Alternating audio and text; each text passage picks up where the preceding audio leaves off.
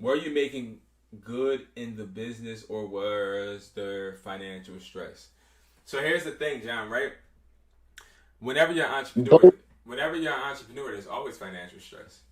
Like Both. that's a no brainer. Like there's no entrepreneur out there that does not. I don't feel. I'm talking about small business entrepreneur right now, especially in this day and age, that does not have financial stress. Like that's you don't. Do you understand how many taxes you have to pay? Do you have to pay an accountant? Do you understand how much it costs to pay an accountant? Do you understand how much it costs to operate a business? How much it costs to depend on other people to do work for you that you don't do? Do you understand how much it costs for things that are unallotted expenses, things that come out of nowhere? You feel me? Plus having a family, plus doing X, Y, and Z. So financial stress definitely would always have something to do with it.